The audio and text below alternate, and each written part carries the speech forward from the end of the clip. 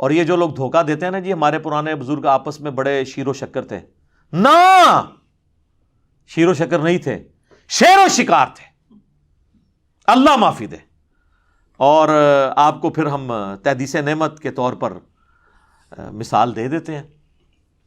ایک تو آپ کو تازہ مثال میں نے تھوڑی دیر پہلے بھی دی کہ دیوبندیوں کی اذان، چونکہ دیوبندی اور اہل حدیث ان کو کمبائنڈ وہابی کہا جاتا ہے بریلویوں کے نزدیک، ان کی اذان پہ کہا بابا جی نے چھوڑ دو انہاں دی اذان دا کیڑا احترام ہے، تے سورہ دے سور نے کہنا انہاں بڑیاں دے اخلاص منگو تے بڑے بڑے لوگ ان گداواں نو خیر پا ہی دیں گے۔ چلو جی چلیے، او بھابیاں دی اذان اے تے کیڑا ادب ہے، اے تے سور دے سور ہیں۔ چلو چلیے،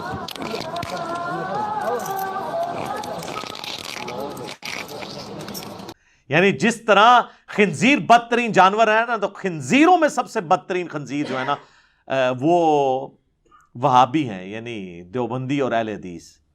تو لوگ کہتے ہیں نہیں جی وہ اصل میں جذباتی ہو گئے تھے یا پچھلے لوگ ٹھیک تھے۔ نہیں سر، انہوں نے اپنے بزرگوں کی بالکل صحیح ترجمانی کی ہے۔ یہ میں اب آپ کو بتا دوں، پاکستان میں سب سے پرامن جماعت جسے ڈکلیئر کیا گیا ہے نا کئی سالوں سے، وہ دعوت اسلامی ہے، جس میں 10 سال میں بھی سبز پگڑی باندھتا رہا ہوں۔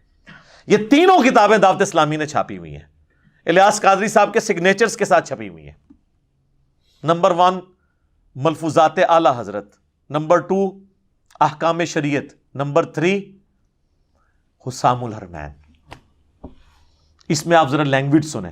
پہلے آ جائے ملفوظات شریف، اعلی حضرت کے ملفوظات ان کے بیٹے نے جمع کیے، جن کی نعت ہے تو شمع رسالت ہے عالم تیرا پروانہ، مصطفیٰ رضا خان نوری، مفتی اعظم ہند، 1981 میں فوت ہوئے ہیں۔ اور پہلا حصہ ایسا ہے کہ جس پہ اعلی حضرت نے خود اسے پڑھا ہے، اس پہ ربائی لکھی ہے، اور اسی پہلے حصے میں یہ بات موجود ہے۔ کوئی یہ بھی نہیں کہتا کہ بیٹے نے لکھا ہے تو باپ کو پتہ ہی نہیں چلا، تو بیٹا پھنس گیا تو مفتی اعظم ہند ہے، پھر کدھر جاؤ گے؟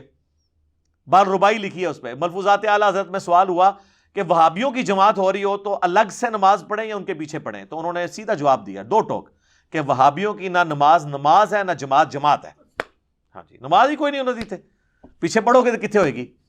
دوسرا سوال ان سے ہوا کہ وہابیوں کی مسجد میں نماز پڑھ سکتے ہیں، اور وہابی اعلی حضرت دیوبند اور اہل حدیث کو کمبائنڈ کہتے ہیں، یہ یاد رکھیے گا۔ تو بڑا سمپل جواب دیا، انہوں نے کہا کفار کی مساجد مثل گھر کے ہیں، سیدھا کفر بولا، کفار کی مساجد۔ تو جس طرح بخاری مسلم میں آتا ہے نا کہ پوری زمین میرے لیے سجدہ گاہ ہے، کہیں پہ بھی نماز پڑھی جا سکتی ہے، تو یہ سمجھ لیں جیسے گھر میں نماز پڑھی ویسے ہی جو ہے نا وہ ان کی مساجد پڑھی، یہ کفار کی مساجد ہے، کفار کی مساجد، اندازہ کریں۔ اور تیسرا سوال ہوا کہ وہابیوں کی اذان، تو انہوں نے کہا کہ ان کی اذان بھی نماز اور جماعت کی طرح باطل ہے۔ ویسے تیسرا سوال کرنا بنتا ہی نہیں تھا، جب پہلے 2 سوال بھی فارغ ہو گیا تو اذان بھی کی کیا مطلب حیثیت رہ جانی تھی۔ ان کی البتہ جب اللہ کا نام آئے تو جل جلالہ یا عز وجل اور نبی الاسلام کے مبارک نام پر صلی اللہ علیہ وآلہ وسلم آپ کہہ لیں، بس یہ آپ کر لیں، وہ احترام دے دیں، ادروائز کوئی نہیں۔ اور سر یہ تھا جو احکام شریعت میں انہوں نے جتنا اوریاں فتویٰ دیا ہے کھول کے۔ اب وہ پوچھا گیا یہ وہابیوں کا جو ذبیحہ ہے، اگر کوئی وہابی ذبح کر دے تو اس کے بارے میں آپ کا کیا موقف ہے؟ تو انہوں نے کہا وہابی، یہاں انہوں نے کھول دیا وہابی کی ڈیفینیشن، انہوں نے کہا وہابی یعنی دیوبندی لفظ لکھا، اہل حدیث، رافضی،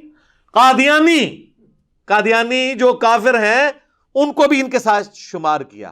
انہوں نے کہا یہ سب کے سب 1,00,000 دفعہ بھی اللہ کا نام لے تب بھی ذبیحہ حرام اور مردار ہی رہے گا، البتہ یہود و نصارہ کا ذبیحہ حلال ہے۔ جی میرے پہ یہ الزام لگاتے ہیں کہ یہ انجینئر جو ہے نا وہ قادیانیوں کو کافر تو کہتا ہے لیکن یہود و نصارہ سے بدتر نہیں کہتا۔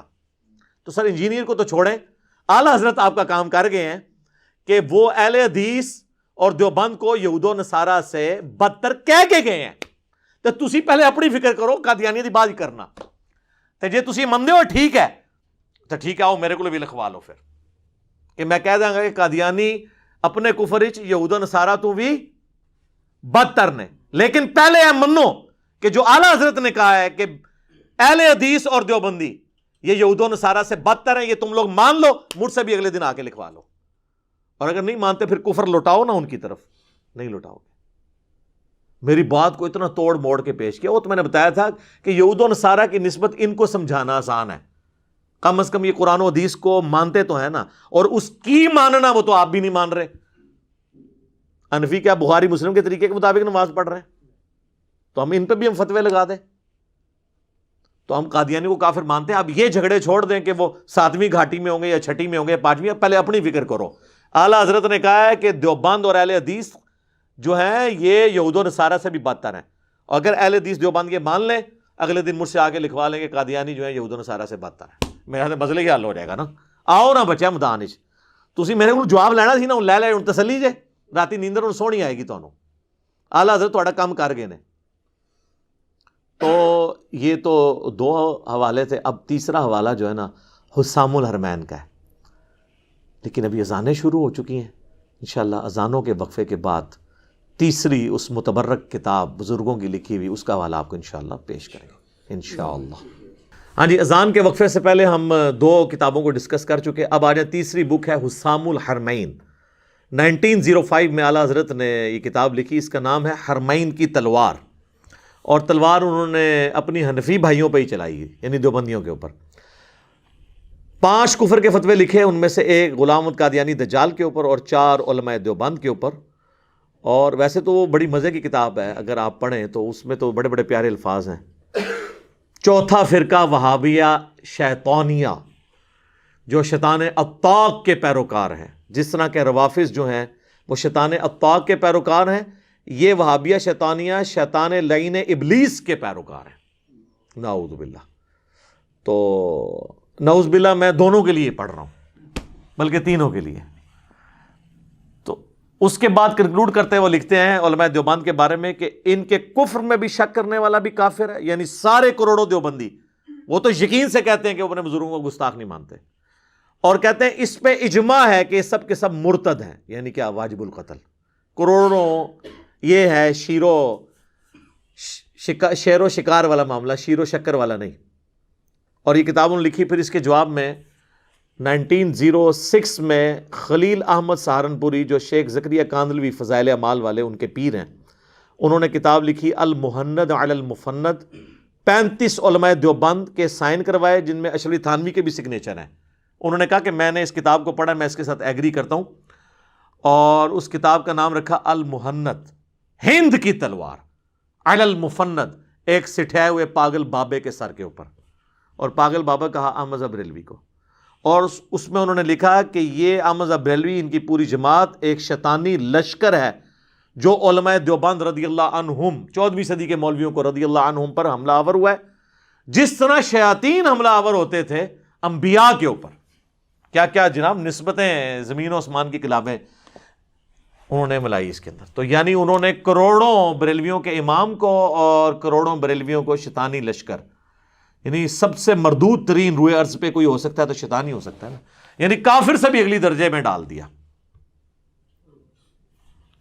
اور صرف ان کو نہیں، آگے چل کے انہوں نے لکھا جو اہل حدیث ہے نا وہابی، کیونکہ اعلیٰ حضرت نے ان پہ الزام لگایا یہ وہابی، ان کا وہابیوں کا ہمارا کیا لینا دینا ہے، وہابی تو خوارج کی ایک جماعت ہے، ہم تو انہیں خارجی مانتے ہیں۔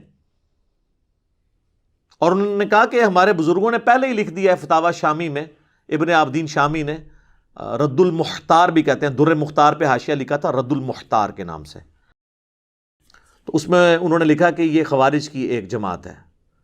تو ہم تو اس کے قائل ہیں جو ہمارے بزرگ لکھے ہیں، اور وہ بزرگ ایسے ہیں جو کامن ہیں، ان کو بریلوی بھی بزرگ مانتے ہیں۔ اسی لیے جال حق کے اندر بھی یہ عبارت جو ہے نا فتاوی شامی رد المختار کی لکھی ہوئی ہے کہ یہ خوارج کی ایک جماعت ہے۔ آج ویسے چندوں کے چکر میں دیوبند اور اہل حدیث ایک ہوئے ہیں، ادروائز یہ خارجی سمجھتے ہیں اہل حدیث کو، دیوبندی جو ہیں، اور بریلوی تو پہلے ہی ان کو کہتے ہیں خارجی ہیں۔ تو یہ ان لوگوں کا پیار محبت تھا۔ میں نے آپ کو نمونہ بتایا کہ یہ باتیں تو ہمیں کرتے ہیں، لیکن ہم تو بڑے احترام کے ساتھ نام لیتے ہیں، یہ تو ایک دوسرے کو کس کس لیول تک جا کے۔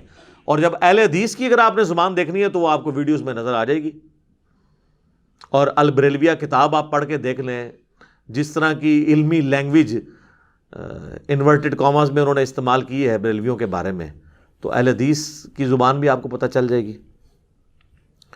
تو یہ ساری چیزیں میں نے اس لیے نہیں بیان کی ہیں کہ تاکہ میں اختلاف کو بھڑکاؤں، بلکہ میرا مقصد ان چیزوں کو بتا کے روٹ کاز انالیسس کرنا ہے کہ یہ کام پچھلوں نے ڈالا ہے.